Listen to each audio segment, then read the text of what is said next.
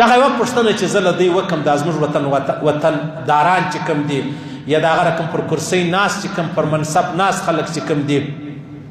چې دا پوښتنه جنې وکړو تاسو د دې افغانانو وخت ولې ورضایع کوئ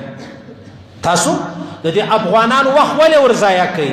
40 کاله 42 45 کاله یې دلته تیر کړلو دغه ځوانان که یورپ لره تللي وای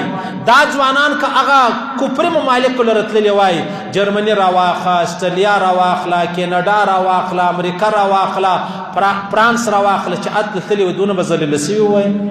یا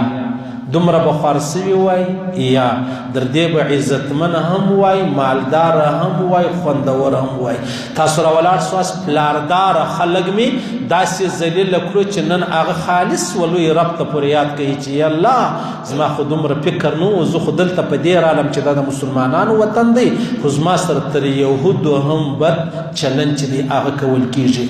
بیا جبه خبره دا د عزیزانو دغه وطن خو نو خلک روان دي دا اوس کې یعنی کاروبارونه څومره ټپ ودرېدل دا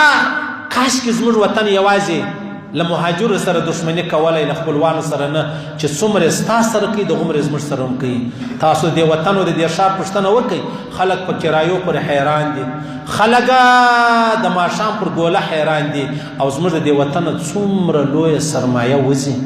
تاسو خبر یاست د قندهار یو ځوان په دې ښار کې خپل جایداد په 100 کروڑه یعنی په 1 ارب روپۍ خرڅ کړي بس خالي دا یو شرط روپۍ زه په قندهار کې غواړم دا رقم په زرو د قندهار خلک ستا د افغانستان چې هغه عرب پتیان دي نن د دې ښاره څه دا دومره لویه سرمایه تا وایستله